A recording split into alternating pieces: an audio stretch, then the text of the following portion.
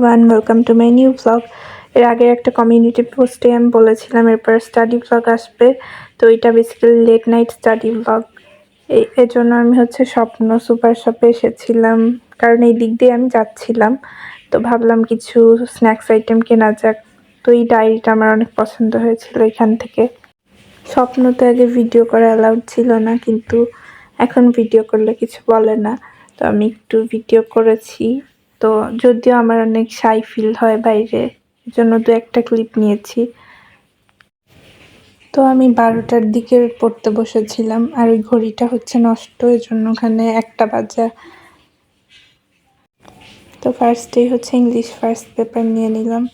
এরপর ভাবলাম যে এখানে প্রথম যে লেসনগুলো ছিল ওইগুলো একটু রিভাইজ করা দরকার, জন্য আমি শুরু থেকেই একদম স্টার্ট করলাম। তো এইবার পরীক্ষায় 6টা ইউনিট আছে, আর আমার সবগুলো পড়াই শেষ। তো আমি ফার্স্ট থেকে আবার শুরু করলাম।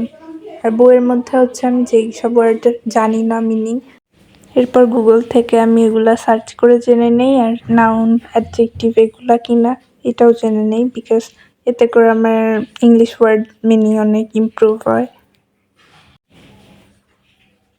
তো আমি এইটাই পড়ছিলাম অনেকক্ষণ ধরে।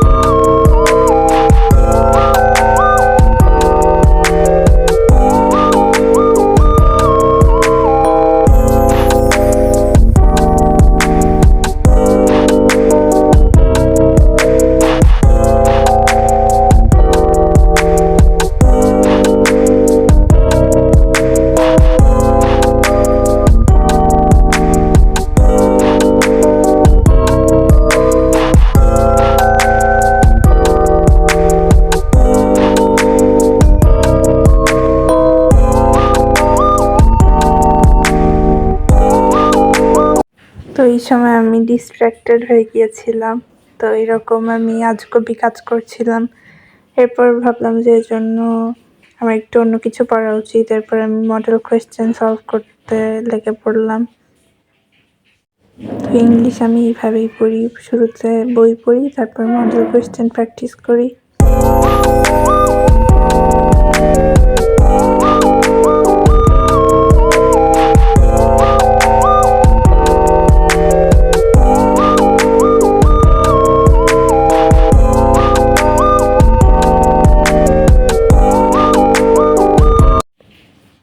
তো এরপর অনুশীলনী 2.2 এর আমি সবগুলো অঙ্ক খাতায় নোট করলাম।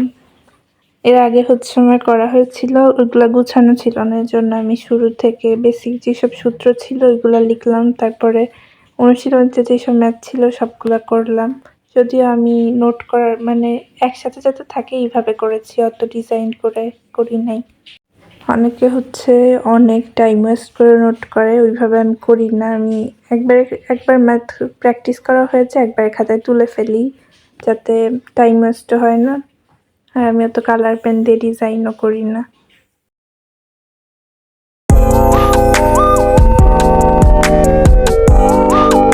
তো ম্যাথের আমার এই টাইপের চ্যাপ্টার তো ভালো লাগে না, আমার বীজগণিত বেশি ভালো লাগে।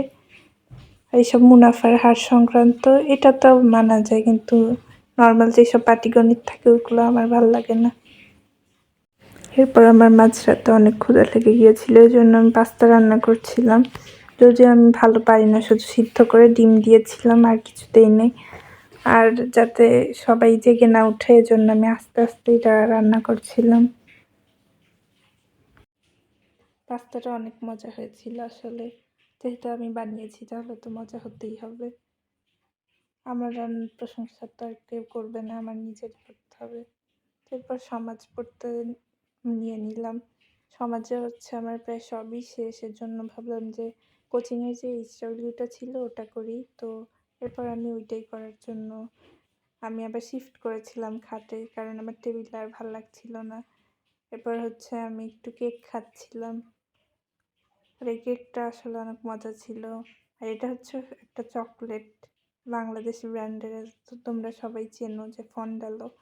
তো তো ওই ফন্ডালাটাও অনেক মজা ছিল। এরপর আমি সবগুলো খাতায় লিখে ফেলেছিলাম। আর আমার করা শেষ হয়ে গেলে আমি আবার টেবিলে শিফট করি। এরপর একটু বিজ্ঞান পড়তে লেগে পড়লাম। তো এটা হচ্ছে লাস্টের একটা চ্যাপ্টার, এটা আমার শেষ হয়েছিল। তো এখন আমি রিভিশন দিচ্ছিলাম। হাইলাইট করা থাকলে আমার অনেক ভালো লাগে, কারণ আমি ইম্পর্ট্যান্টগুলোই তখন পড়তে পারি একবার পড়া শেষ হয়ে গেলে। পরীক্ষার আগে বিশেষ করে আমি শুধু ইম্পর্ট্যান্ট লাইনগুলোই পড়ি, তো ডিটেইলস সব পড়ি না। তো এটা পড়া শেষ হয়ে গেলে আমি একটা মডেল করলাম যে আমার কতটুকু শেষ হয়েছে, কেমন করে, মানে আমার প্রস্তুতিটা কেমন সেটা দেখার জন্য। তো আমি মডেলে কোয়েশ্চেনে এমসিকিউতে 30-এ প্রায় 28-27টা এরকম, 29টা এরকম হয়।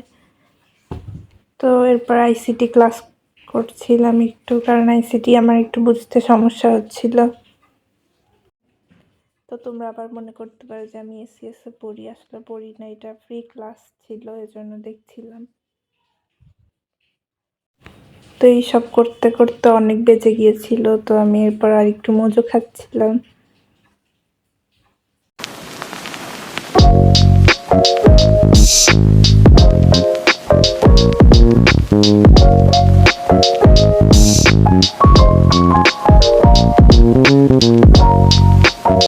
তো এর মধ্যে আমার পড়া শেষ হয়ে যায়, আমার আর পড়ার ইচ্ছা ছিল না। আর এই দেখো টেবিলের অবস্থা কি বাজে।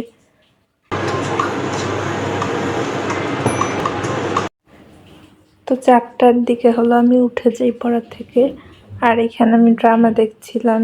তো এই ড্রামাটা তোমরা কে কে দেখেছো আমাকে বললো, হচ্ছে একটা পাকিস্তানি ড্রামা। তো এর মধ্যে আর একটা জিনিস দেখে, এটা হচ্ছে একটা বিবি ক্রিম। আমি যেহেতু মেকআপ করি না তেমন, তো এটা আমি একটু কম প্রাইসের মধ্যে শুরু করেছি।